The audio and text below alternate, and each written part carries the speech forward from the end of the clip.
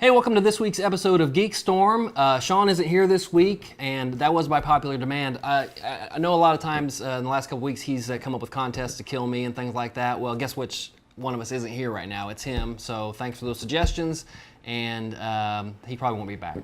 Okay, that's not true. Joined by Matt Hoffman as my guest host this week, and we're going to talk about some of the things that he's involved in and I'm involved in also. Matt is the, I guess, CO of the Rebel Legion, which, if you know or don't know, there's the parent organization is Star Wars Indiana. Well, the local parent organization is Star Wars Indiana, but there's the Star Wars Indiana is made up of Mos Espa base of the Rebel Legion, which is the good guy group. Good guys. And then the Bloodfin garrison of the 501st Legion, which is the bad guy group. Okay. So we've combined forces and in a very un-Star Wars way. Now, is that true in other garrison type situations? It depends. There are places where people get along really well. Oregon has the same kind of thing. They have Star Wars Oregon there. There's another state I can't remember off the top of my head that has that same sort of Star Wars and then the state name. Gotcha. But it's usually, at least in a Rebel Legion sense, in a local sense, they'll sort of glom on to whatever the local garrison has. Showing up at the same place. Yeah, that sort of thing. Okay. Yeah. I'll say I just joined this organization about a year ago, and it's a great organization. They do a lot of charity work. We'll go here a couple weeks ago here in Kokomo. We did the Relay for Life walk, and we went out there for a few hours, and we'll go to other events that will invite us there. We usually don't just show up, but whether it's we've done roller derby, we've done the State Museum, which was a big thing last year, right? Last summer, and then we'll be at the Indians game in a couple weeks, right? Which will be really fun. We did a thing with them for the museum last year, and then they asked us to come back again this year. Because in many cases, the Star Wars night is one of their biggest nights, whatever the venue is, whether it's the museum or whatever. They seem to be the big draw, and it's great because kids show up in costume, and a lot of parents do too, and it's just kind of a good bonding thing, and they like to get their pictures taken and things like that. And none of us that wear that kind of stuff, we don't like having our pictures taken at all. Well, that's not why we do it. I hate attention. It's terrible. That's why I'm on this show. I heard nobody watched it. So they don't. Actually, our viewership just went down by one because because one of the people watching is on the show. So, also, before we go too much further, let me mention that we're not at Pepper Whistle today, although it's a great place, and we'll probably be there next week. This week we're at Kokomo Toys. It's at 111 East Sycamore. If you've never been here, please come in, whether you're on your lunch hour or whether you're with your kids, or actually maybe not. Parents, don't bring your kids right away because you will have to bring your checkbook. It is the biggest privately owned toy store that I've ever been in, period. And my childhood is in here. Yeah, it really is. Childhood. We were walking through earlier, and you just see, I had that, and it was a lot cheaper when I had it back then. But it's collectible now, so everything's collectible. I suppose this Post-it note may be collectible one of these days. It or something. That'd be great. Yeah. That'd be great. So tell me about. Let's talk about as far as the Rebel Legion goes. How does it work when somebody is just interested? They're a Star Wars fan, and they see people dressing up in the costumes all the time. How do they get involved? Well, locally, we like to tell everyone to come to StarWarsIndiana.com. It's our local website. And we'll bring you into the fold and mold your mind and screw your head up. And then we ask people to do kind of build threads, is what we call them.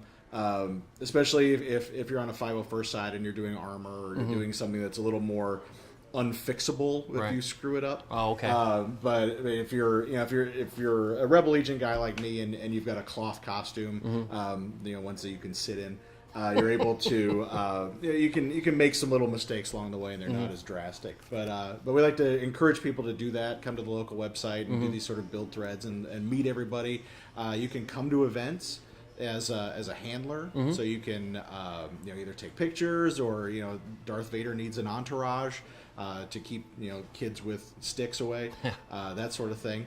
And then as you get to know us and that sort of thing, you get your costume approved and through the main sites, either 501st.com or rebellegion.com, and then you're approved, and then you can come to our events and do all that stuff. Do all the troop and everything. I'll just say I was really, I want to say not intimidated, but I was worried when I first got into this organization or started to think about it, how intimidating just putting a costume together would be, because it's not just like you're not going off a website or down to the costume store to buy something and getting into the Rebel Legion or the 501st. These are very meticulous costumes that have a very clear set of rules. This has to look like this. This has to look like this, and that's in part because Lucas wants things to look right. He wants them to look screen right. Right. Yeah. The key thing is that we're not associated with Lucasfilm. We're not associated with Disney. We're not that sort of thing. We're a volunteer organization that loves Star Wars and takes that love of Star Wars and gives back through charity and costuming and community. So then that way we're able to do our thing without getting nasty grams. Right. You don't want lawsuits or anything like that. Yeah. And it's not like he's not aware of it. Lucas is very supportive of it. Oh, yeah, it's just not. It's not a part of the organization. Exactly. Okay. And the last thing I'll say about it is everybody that I've been involved with on both sides, the Rebel Legion side and the 501st, have been very helpful. So if you take on a project, let's say a Tusken Raider, you're going to have not only people in the Indiana area, but the entire internet worth of support in order to answer questions, get advice. If you have a problem, like he said, with, say, the armor, you make the wrong cut and you've cut a $100 piece of plastic that you can't fix, or it's very hard to fix, whereas cloth is a little bit easier. He was talking about not being able to sit down. I can't sit down in mine. He gets to sit down, so when we go to a troop, I'm standing for 4 or 5 hours. And they just sit in a chair and go, he relaxes. Great. Right. Yeah, that's what we do. But the key thing there is that, like you said, you don't have to do this alone. Absolutely. That we have a support system. We have plenty of people that have done this before you. We know where the mistakes can happen, as opposed to, the 501st has been around for almost 20 years now. So in that sort of dawn of the internet time, you didn't have that kind of support group. Right. So you would see people at conventions, and then you would meet and talk about stuff, that sort of thing, and exchange email addresses or whatever. Right. But you don't have the full net experience that you have now, and you're able to do things in a group and be successful. Right. Speaking of Star Wars, some news that's happened here just recently. There was a report maybe a week or so ago about Harrison Ford. They were filming Episode 7, having hurt himself, and I guess they've come out and said a few days ago that he actually broke his leg. Not really sure how that's going to affect. You would think they can shoot around him or make some adjustments, that they're going to still keep on with production, obviously, but it really depends on what we've heard as far as how big his role in the movie, because I've heard everything from it's Han Solo centric to now he's more of a. I've heard the same thing too, and I liked listening to the rumor mill as it went on, that it was the Millennium Falcon fell on him, right? And all of these things that he was attacked during the filming or something, but it was just a garage door that fell on his leg. You got to love that kind of internet rumors, things that go around saying that, this thing happened to him and it's terrible. And he's not going to be back. And he's not a young guy. He's 71. Yeah, that's impressive to be doing anything that's considered action at that age. So that's pretty cool. Harrison, if you are watching the show, he is. He's number.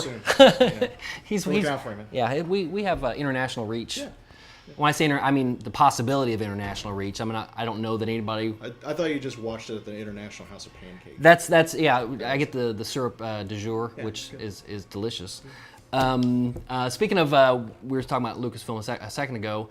Disney's come out here, I want to say maybe a month ago or so, and said what is canon and what is not canon, what actually happened and what didn't happen. Right. They've included, because they bought it all, they can say they get to decide. But they've said obviously the 6 movies and Clone Wars, which is available on Netflix right now. You can watch it all, and the new Disney cartoon Rebels. Okay, that's going to be canon, and obviously the new movies. The first thing that they've actually produced so far, that they've said is new canon, is a fictional story. Well, they're all fictional stories.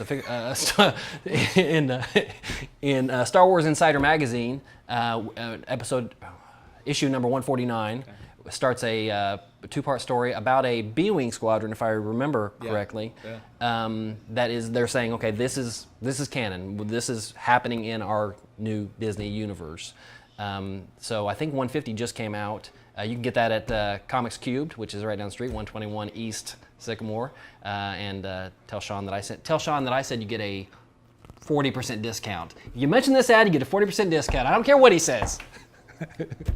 Good plan, yeah. Maybe not. I don't know. I'm gonna go do that. Yeah, right now. Yeah. And one thing I just read today, which is kind of new, is that the Rebels cartoon is going to integrate some of the old, I think maybe 80s RPG Star Wars stuff. I read that too. That's exciting because I used to play that when I was Did you? a lad. Yeah. Okay. So it's cool that especially taking in the role playing game stuff, taking in the McQuarrie artwork stuff. And taking those things that we had as children or things that we like obsessed over as we grew up, and to see it, sort of come to life, and at least in an animated sense, is pretty cool. I'm excited about it.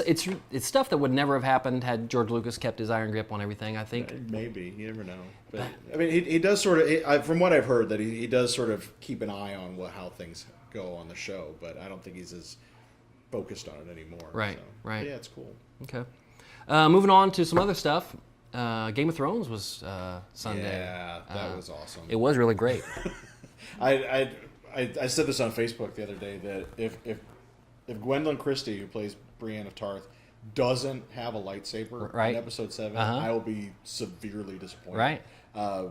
Because that fight scene between her and the Hound was great. Amazing. It was great. Just the fighting and the it seemed like that they really got into it. That while they practiced it, it felt like there was a little more emotion to it. That they just sort of threw everything into it. So it was really cool to watch. I was really surprised that the fight happened. I mean, there's when they first hook up or they see each other, there's that possibility for conflict there. But I was really surprised that the Hound just didn't either try to sell Arya right then, or that they went their separate ways. Yeah, but I guess it wasn't in the book either. I've never read them, but I read the first book, and I'm trying to stay away from going much further than the show. But and speaking of which, that's something that is angering some fans or whatever. That the character of Catelyn in the books comes back as a kind of a zombie chick. Yeah, and that didn't obviously happen. That doesn't mean it might not happen next season or later, but that didn't happen. I didn't know. I was one of those people that didn't know what was going to happen with Tyrion, and technically still don't, but he's not dead anyway. Right. And thankfully. In the week before when they were doing all the fight in the castle, I just sat there going, "Please don't kill Sam." Right. I'd gotten focused. I'm like, he's one of my favorite characters, so I know he's going to die, but please let's not kill him yet.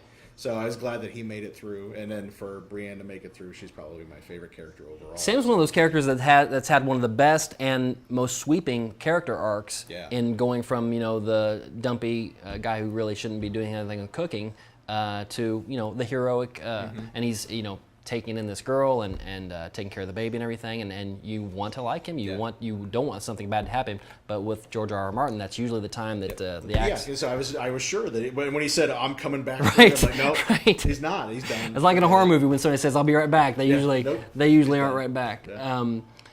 So that's I was really pleased with that. I was I hated to see. Tywin get killed because I like that character, man. And to go on the toilet. I mean, that's really, if we're going to go, that's not the way. It's not dignified. I know. And it was Father's Day for all of us, too. And it's just like, hey, Dad, see ya. I've always been your son. Pacow. Sad. That was.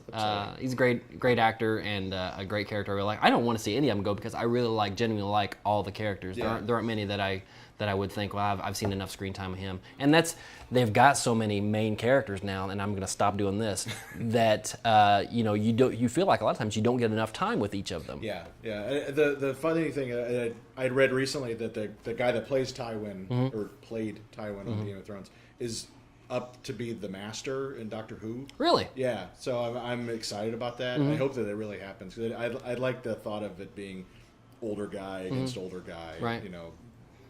doing that stuff. So I hope that does happen because he's a fantastic actor. Speaking of Doctor Who, and I've been talking about this a little bit on Facebook also, I have tried to watch Doctor Who, I want to say 3 different times, and not just an episode. I'll give it 5 or 6 episodes, and each time I have, kind of lost interest in it and everything. But there are so many people, and I give Sean a hard time about this on the show. I tell him 7 people watch the show, but the Doctor Who, but it's got a huge audience, and mostly females, and so I want to like it as much as, like, when we all get together, everybody talks about it, so I want to be able to intelligently talk about it also. And what I've figured out here recently was I didn't like it because there wasn't enough continuing mythology in the show. Mm-hmm. You have the 2 characters, you've got the Doctor and the companion, and those are the only really interpersonal relationships you ever actually see, because we introduce a villain, a crazy Mike Dukes comes running at us, and he runs.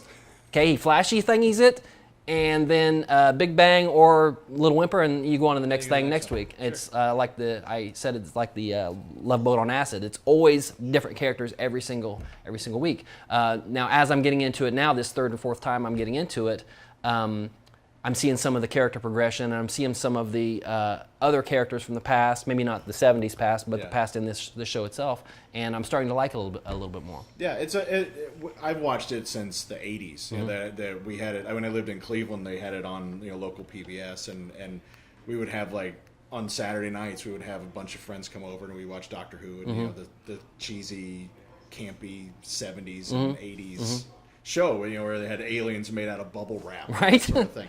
So for me, it's just sort of been a part of my life, and then when it came back, I just jumped right into it, and yeah, there's those things that when you're a kid or when you watch the original part of the show, those little things that hold on that you're able to hang on to from that time, and then be able to pull ahead to now, like especially like the TARDIS, for example, seeing that.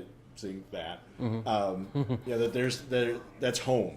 That's the thing that no matter what changes, whether the Doctor changes, the companion changes, whatever, that's always there. And so you're able to, relate to it that way.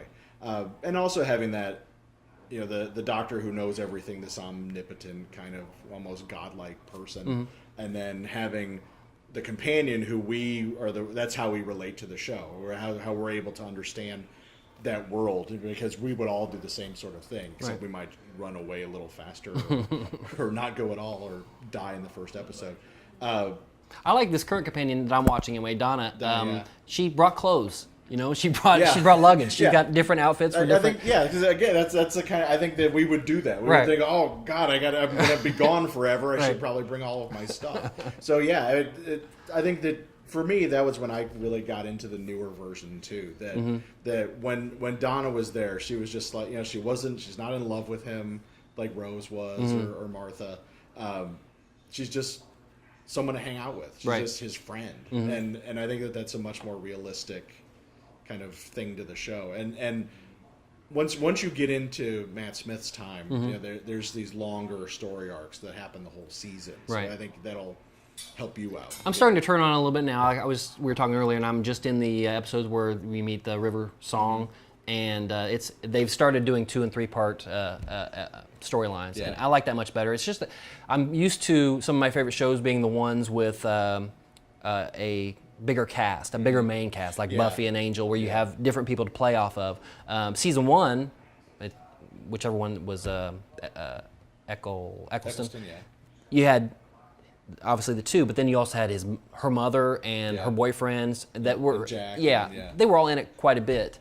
So that made me like the show enough to watch that entire season all at once. And then once we got back to the 2, I didn't quite like it as much. But I'm looking forward to finishing it up, or at least catching up anyway. Yeah, it's good. It's a really fun show, and I think the new season starts. They're saying the same weekend as Dragon Con. So that'll be fun. Yeah, and you mentioned it. This time, this new Doctor is an older Doctor. Yeah, I think he's the oldest person to ever play the Doctor. So it'll be a fun dynamic where we're for the last 7 years, it's been young guy, energetic, young companion, young guy, young companion, and to go to someone who's much older, and to have a young companion who was also kind of infatuated with the Doctor, and to move into that kind of new dynamic where it's a little more parental, as opposed to my friend and we're running around and having fun kind of thing. So it'll be a neat little transition. It will be, that'll be different because you're always thinking about that. I don't know, that moonlighting connection where the possible tension and release and whether or not they'll ever hook up or get together or whatever. But with the older, younger, you won't see that. It'll be a different dynamic altogether. Yeah, it'll be a lot like the original series where you've had, the first 4 Doctors, the original 4 were all, the original 3 were older guys, and then 4 was a little younger, and then 5 was pretty young too. So you had that sort of grandfatherly, or parental kind of look to them with their companions. So it's a much different dynamic where it's like the college professor taking you around the universe. Have the companions always been female? No, there's been a lot of guys. Once you get to next season, there'll be a guy coming along with them. There's been robot dogs. Okay, all right. Androids, different aliens, that sort of thing. So cool. It's been a variety. All right. Shifting gears here a little bit.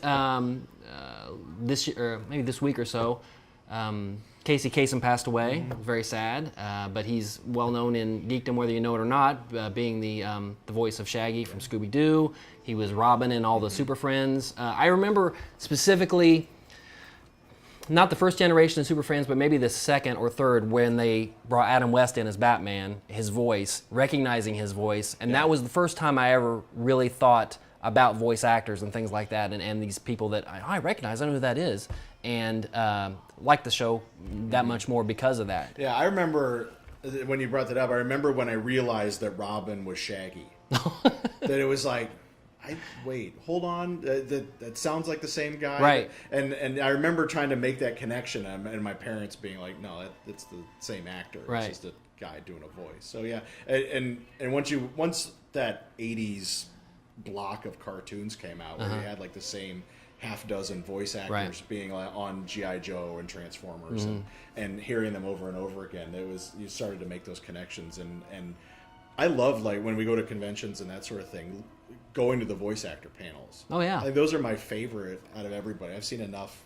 Star Trek actors and all of those kind of things over the years, but to go to the voice actor panel where they've played dozens of characters for decades, right, and they're able to talk about this show and that show and how they did this voice versus that voice. It's so much fun, and they're all like rowdy, obnoxious people. So it makes for a really fun panel. At work, we've been watching Archer, and I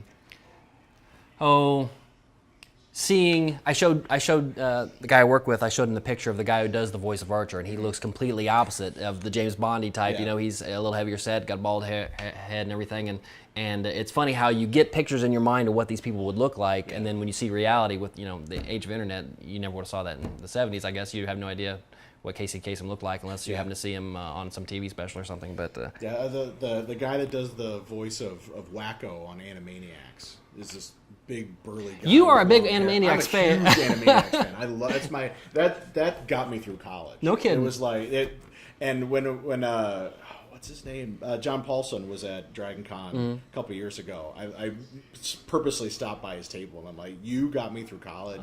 This was my favorite show, like late teens, early 20s, and it's my kids watch it now, and they love it too. And so we talked for a couple minutes about that. And, that's cool. And yeah, he's an amazing voice actor. For the most part, at these conventions, the celebrities are very cool. There are a few of them that are exceptions. They sign your thing, move along, and that's it. You don't really get your moment with them. But like you said, I think especially the voice actors, because they don't get the facial recognition that everybody else does walking through the airport. They really appreciate the attention, and obviously they do it for attention like everybody else. And they're a little more open to talking, as opposed to, like you said, just go. That's the funny thing about conventions. It's always the people on their way up and the people on their way down. That's true. That's true. You get that kind of different end of the spectrum in the autograph hall, where there's the people that are running around and having a good time and happy to be there, and the other guys are just like, yeah, I know, I did this show in 1975, and I'm still here doing this because you guys won't let it go. Indie PopCon we were at, the guy that plays Shazam was there. and he must be 80 years old, you know. And But he looked great. He had the hair still. He was a little gaunt, but he had the hair still going and everything. And there were people there to see him, I guess. Yeah, there was that one guy dressed up like Shazam. There was a guy dressed as Shazam. And, I didn't even know he was going to be there. So I neither. I guess he must have been on his fan site or something. Maybe he's just a fan of Shazam and wanted to dress up like it. You never know. You don't know why people dress up the way they do. No, we're not ones to judge. No. Touching on Game of Thrones like we did, just announced this week that Jason Momoa is going to be Aquaman. Yeah, I watched that the Jimmy Kimmel when he was on the other day talking about it. I think that he looks fine. There's been that talk that he's supposed to, Aquaman's a little skinny guy, and it's like no. He's not. Batman Brave and the Bold, man, he was huge. Aquaman takes a lot of crap. Okay, Yeah. This fictional character takes a lot of crap. Okay, but he's super strong. I think he's bulletproof, if not pretty tough-hided. And he talks to fish and whatever, but that just means he gets faster service at Red Lobster.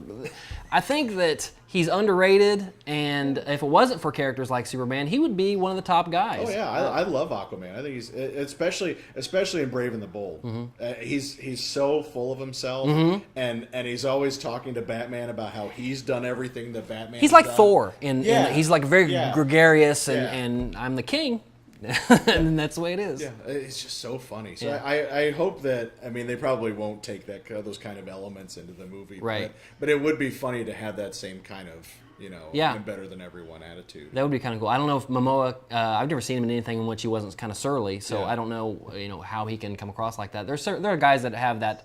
The Rock has got just charisma, and I don't know if Momoa is like that, but hopefully he is. And it depends on how they use him. You never know with these guys what they're gonna do and the direction they're gonna go. But I was surprised to see that they finally came out with a list of all of the movies Yeah, they're going to do. yeah. It's about time. Yes. It was just trying to keep up with Marvel.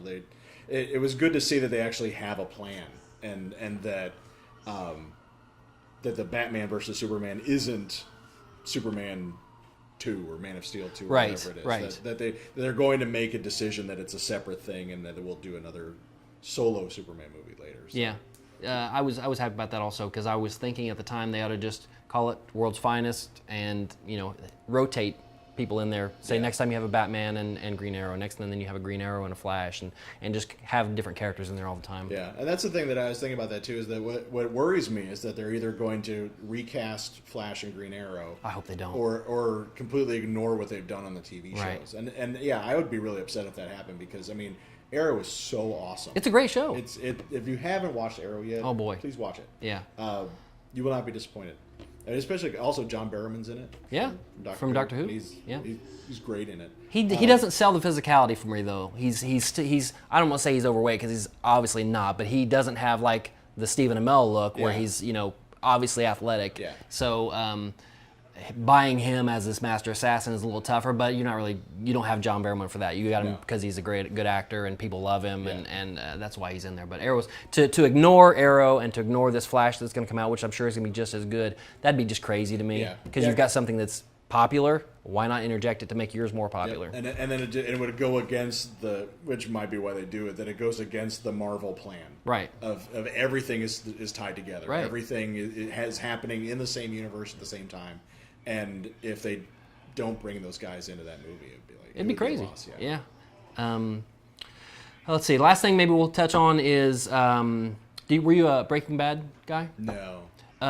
It's getting a prequel series. I saw that. Better Call Saul is what it's called, and it's based on the lawyer who didn't die in the end of this series, but it's a prequel anyway. And weird enough, it just got picked up for a second season, and the first season hasn't even debuted yet. So they either It's just that good. they've seen dailies and think it's great, or maybe they're just filling a hole that they need to fill. I'm not really sure, but hopefully it'll be good, and maybe not have the Breaking Bad numbers, but still it's on AMC, so they don't have to have NBC numbers. They can have AMC numbers and still do pretty I well. saw that they were even pushing it back a year too. Yes, That it was going to be in yes. 2015. I wonder if that's a Mad Men kind of thing where they,